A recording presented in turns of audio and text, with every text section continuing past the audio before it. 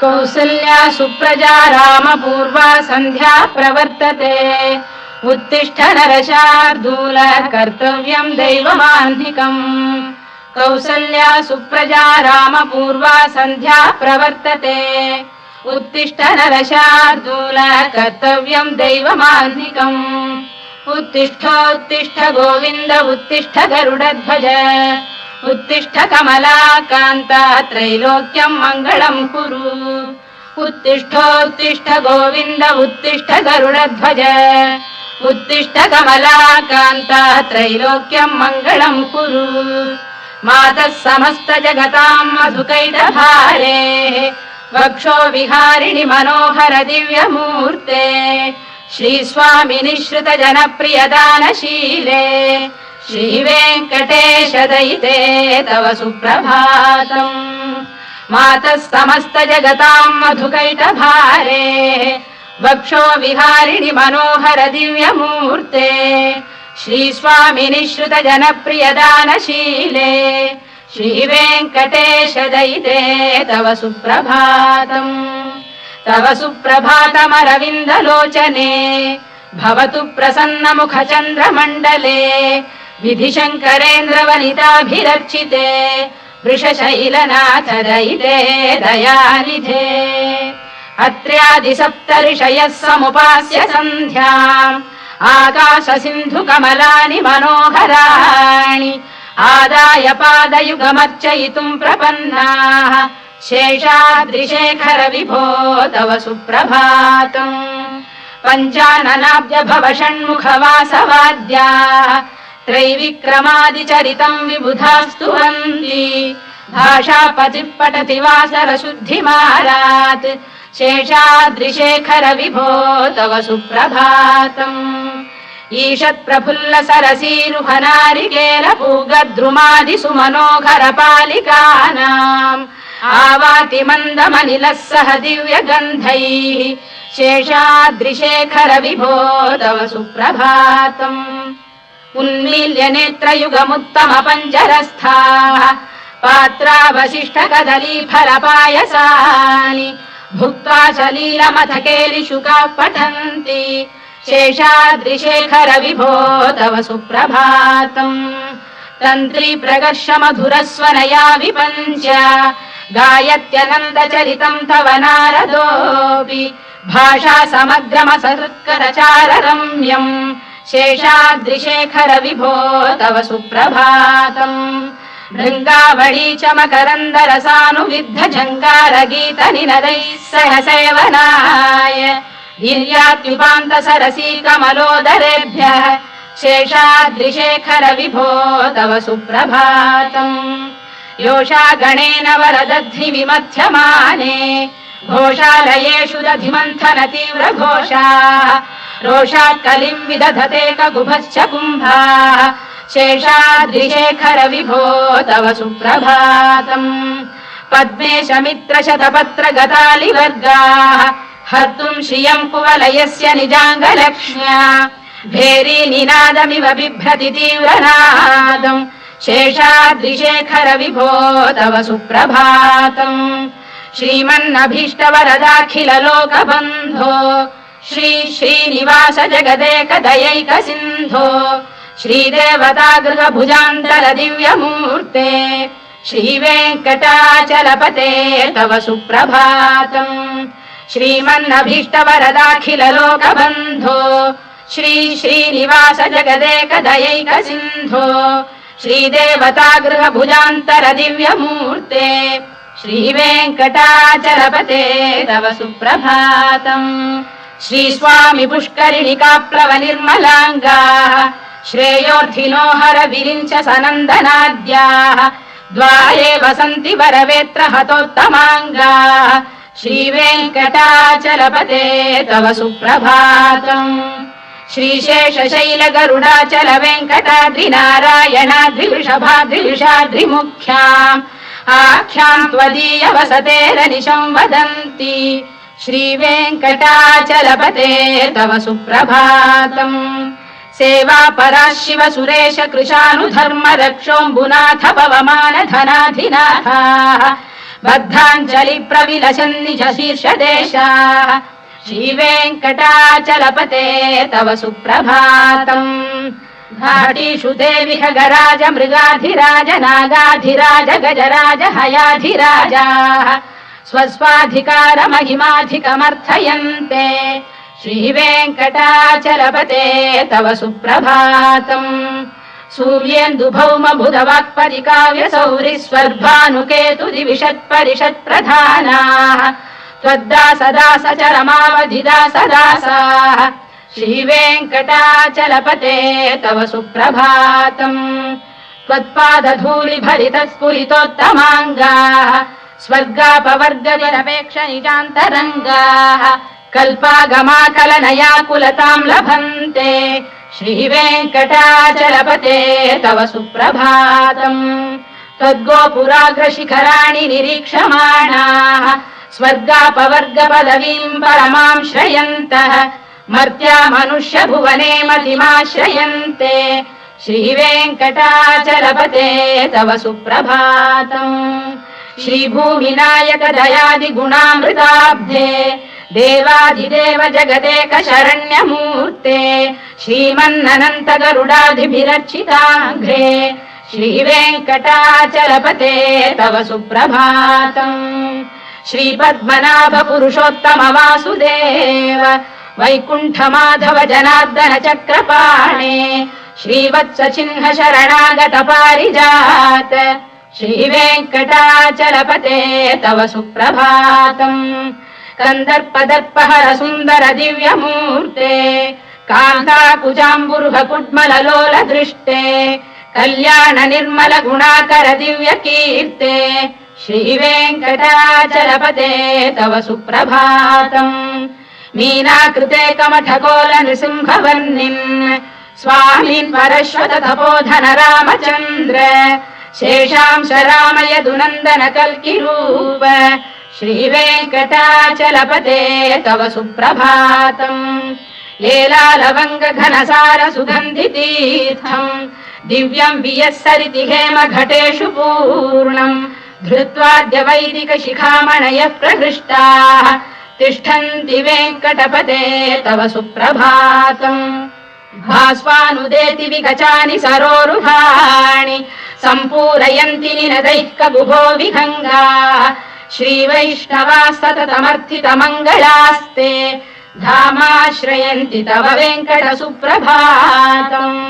ब्रह्मादयः सुरवराः समहर्षयस्ते सन्तः सनन्दन मुखास्तव योगिवर्याः धामान्तिके तव हि मङ्गलवस्तु हस्ताः श्रीवेङ्कटाचलपते तव सुप्रभातम् लक्ष्मीनिवास निरवद्य गुणैक सिन्धो संसार सागर समुत्तरणैक सेतो वेदान्त वेद्य निज वैभव भक्त भोग्य श्रीवेङ्कटाचलपते तव सुप्रभातम् लक्ष्मीनिवास निरवद्य गुणैक सिन्धो संसार सागर समुत्तरणैक सेतो वेदान्त वेद्य निज वैभव भक्त भोग्य श्रीवेङ्कटाचलपते तव सुप्रभातम् इत्थम् वृषाचलपतेरिह सुप्रभातम् ये मानवाः प्रतिदिनम् पठितुम् प्रवृत्ताः तेषाम् प्रभात समये स्मृतिरङ्गभाजाम् प्रज्ञाम् परार्थ सुलभाम् परमाम् प्रसूते इत्थम् वृषाचलपतेरिह सुप्रभातम् ये मानवाः प्रतिदिनम् पठितुम् प्रवृत्ताः तेषाम् प्रभात समये स्मृतिरङ्गभाजाम् प्रज्ञाम् परार्थ सुलभाम् परमाम् प्रसूते कमलाकुच चूचुक कुङ्कुमतो नियतारुणितातुल नीलतनो कमलायतलोचन लोकपते विजयी भव वेङ्कटशैलपते कमलाकुच चूचुक कुङ्कुमतो नियतारुणितातुल नीलतनो कमलायतलोचन लोकपते विजयी भव वेङ्कटशैलपते सचतुर्मुख षण्मुख पञ्चमुख प्रमुखाखिल दैवत मौलिमणे शरणागतवत्सलसारनिधे परिपालय मां वृषशैलपते अतिवेलतया तव दुर्विषहैरनुवेलकृतैरपराधशतैः हरितं त्वरितं वृषशैलपते परया कृपया परिपाहि हरे अधिवेङ्कटशैलमुदारमतेर्जनदाभिमताधिकदानरतात् परदेवतया गदितान्निगमै कमलादयितान्न परं कलये कलवेणुरवावशगोपवधूशरकोटिवृता स्मरकोटिसमात् रतिवल्लविकाभिमतात् सुखदात् वसुदेवसुतान्न परं कलये अभिराम गुणाकरदाशरथे जगदेकधनुर्धर धीरमते रघुनायक राम रमेश विभो वरदो भवदेव दया जलधे अवनीतनया कमनीयकरं रजनीकर चारुमुखाम्बुरुहम् रजनीचर राजतमो मिहिरं महनीयमहं रघुराममये सुमुखं सुहृदं सुलभं सुखदं स्वनुजं च सुखायममोघशरम् अपहाय रघुद्वहमन्यमहं न कथञ्चन कञ्चन जातु भजे विना वेङ्कटेशं ननाथो ननाथः सदा वेङ्कटेशं स्मरामि स्मरामि हरे वेङ्कटेश प्रसीद प्रसीद प्रियं वेङ्कटेश प्रयच्छ प्रयच्छ विना वेङ्कटेशं ननाथो ननाथः सदा वेङ्कटेशं स्मरामि स्मरामि हरे वेङ्कटेश प्रसीद प्रसीद प्रियं वेङ्कटेश प्रयच्छ प्रयच्छ अहं दूरतस्ते पदाम्भोजयुग्म प्रणामेच्छयागत्य सेवां करोमि सकृत्सेवया नित्यसेवा फलं त्वं प्रयच्छ प्रयच्छ प्रभो वेङ्कटेश अज्ञानिना मया दोषानशेषान् विहितान् हरे क्षमस्वत्वं शेषशैलशिखामणे अज्ञानिना मया दोषानशेषान् विहितान् हरे क्षमस्वत्वं शेषशैलशिखामणे ईशानां जगतोऽस्य वेङ्कटपतेर्विष्णोः परां प्रेयसीं तद्वक्षस्थलनित्यवासरसिकां तत्क्षान्तिसंवर्धिनीं पद्मालङ्कृतपाणिपल्लवयुगां पद्मासनस्थां श्रियम् वात्सल्यादिगुणोज्ज्वलां भगवतीं वन्दे जगन्मातरम् ईशानां जगतोऽस्य वेङ्कटपतेर्विष्णोः परां प्रेयसीं तद्वक्षस्थलनित्यवासरसिकां तत्क्षान्तिसंवर्धिनीं पद्मालङ्कृतपाणिपल्लवयुगां पद्मासनस्थां श्रियम् वात्सल्यादिगुणोज्ज्वलां भगवतीं वन्दे जगन्मातरम् श्रीमन्कृपाजलनिधे कृत सर्वलोक सर्वज्ञ शक्तनतवत्सल सर्वशेषिन् स्वामिन् सुशील सुलभाश्रित पारिजात श्रीवेङ्कटेश चरणौ शरणं प्रपद्ये श्रीमन्कृपाजलनिधे कृत सर्वलोक सर्वज्ञ शक्तनतवत्सल सर्वशेषिन् स्वामिन् सुशील सुलभाश्रित पारिजात श्रीवेङ्कटेश चरणौ शरणं प्रपद्ये आनूपुरार्पित सुजात सुगन्धि पुष्प सौरभ्य सौरभकरौ समशन्निवेशौ सौम्यौ सदानुभवनेऽपि नवानुभाव्यौ श्रीवेङ्कटेश चरणौ शरणं प्रपद्ये सद्यो विकासि समुदित्वर सान्द्र राग सौरभ्य निर्भर सरोरुह साम्यवार्ताम् सम्यक् सुसाहसपदेषु विलेखयन्तौ श्रीवेङ्कटेश चरणौ शरणं प्रपद्ये रेखामयध्वज सुधाकलशातपद्रवज्राङ्कुशाम्बुरुहकल्पकशङ्खचक्रैः भव्यैरलङ्कृततलौ परतत्त्वचिह्नैः श्रीवेङ्कटेश चरणौ शरणं प्रपद्ये ताम्रोदरद्युतिपराजित पद्मरागौ बाह्यैर्महोभिरभिभूत महेन्द्रनीलौ उद्यन्नखांशुभिरुदस्त शशाङ्कभासौ श्रीवेङ्कटेश चरणौ शरणं प्रपद्ये सप्रेम भीति कमलाकर पल्लवाभ्याम् संवाहनेऽपि सपदिक्लममादधानौ कान्थाववाङ्मनस गोचरसौ कुमार्यौ श्रीवेङ्कटेश चरणौ शरणम् प्रपद्ये लक्ष्मीमही तदनुरूप निजानुभाव नीलादि दिव्य महिषीकर पल्लवानाम् आरुण्य संक्रमणतः किल सान्द्ररागौ श्रीवेङ्कटेश चरणौ शरणम् प्रपद्ये निद्यानमद्विधि शिवादि किरीटकोटि प्रत्युक्त दीप्त नवरत्न महप्ररोहैः नीराजना विधिमुदारमुपादधानौ श्रीवेङ्कटेश चरणौ शरणम् प्रपद्ये विष्णु पदे परम इत्युदित प्रशंसौ यौ मध्व उत्स इति भोग्यतयाप्युपातौ भूयस्ततेति तव पाणितल प्रतिष्ठौ श्रीवेङ्कटेश चरणौ शरणम् प्रपद्ये पार्थाय तत्सदृश सारथिना त्वयैव यौ दर्शितौ स्वचरणौ शरणम् व्रजेति भूयोऽपि मह्यमिहतौ करदर्शितौ ते श्रीवेङ्कटेश चरणौ शरणम् प्रपद्ये मन्मूर्धिकालियपणे विकटाटवीषु श्रीवेङ्कटाद्रिशिखरे शिरसि श्रुतीनाम् चित्तेऽप्यनन्य मनसाम् सममाहितौ ते श्रीवेङ्कटेश चरणौ शरणम् प्रपद्ये अम्लानघृष्यदवनीतलकीर्ण पुष्पौ श्रीवेङ्कटाद्रिशिखराभरणायमानौ आनन्दिताखिल मनोनयनौ तवैतौ श्रीवेङ्कटेश चरणौ शरणम् प्रपद्ये प्रायः प्रपन्न जनता प्रथमावगाह्यौ मातुस्तनाविव शिशोरमृतायमानौ प्राप्तौ परस्पर तुलामतुलान्तरौ ते श्रीवेङ्कटेश चरणौ शरणम् प्रपद्ये सत्त्वोत्तरैः सतत सेव्य पदाम्बुजेन संसारतारकदयार्द्रदृगञ्चलेन सौम्योपयन्तृमुनिना मम दर्शितौ ते श्रीवेङ्कटेश चरणौ शरणम् प्रपद्ये सत्त्वोत्तरैः सतत सेव्य पदाम्बुजेन संसारतारकदयार्द्रदृगञ्चलेन सौम्योपयन्तृमुनिना मम दर्शितौ ते श्रीवेङ्कटेश चरणौ शरणम् प्रपद्ये श्रीशश्रिया घटिकया त्वदुपाय भावे प्राप्ये त्वयि स्वयमुपेय दया स्फुरन्त्या नित्याश्रिताय निरवद्य गुणाय तुभ्यम् श्याम् किङ्करो वृषगिरीश न जातु मह्यम् श्रीशश्रिया घटिकया त्वदुपाय भावे प्राप्ये त्वयि स्वयमुपेय दया स्फुरन्त्या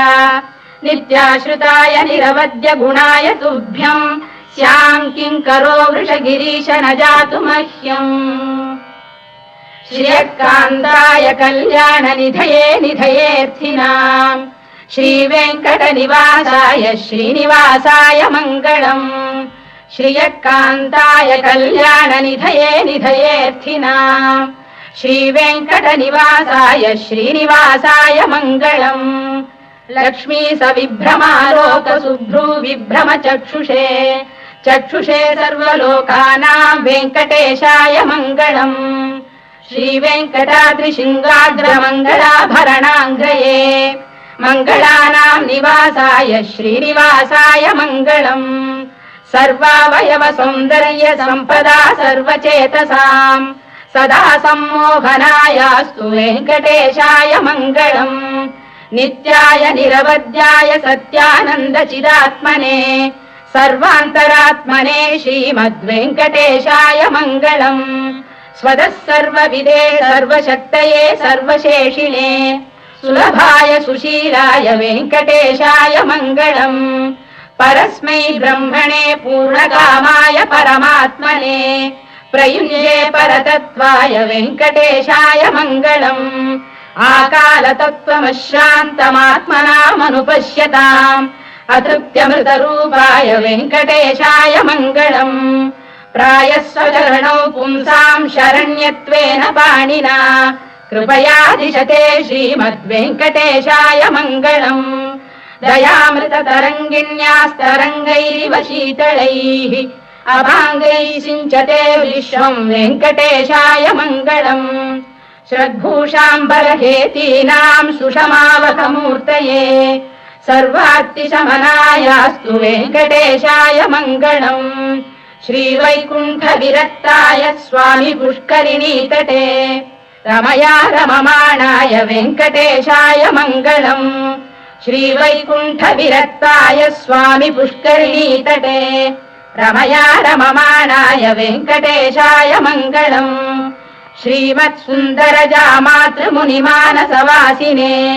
सर्वलोकनिवासाय श्रीनिवासाय मङ्गलम् मङ्गलाशासनपरैर्मदाचार्य पुरोगमैः सर्वैश्च पूर्वैराचार्यैः सत्कृतायास्तु मङ्गलम्।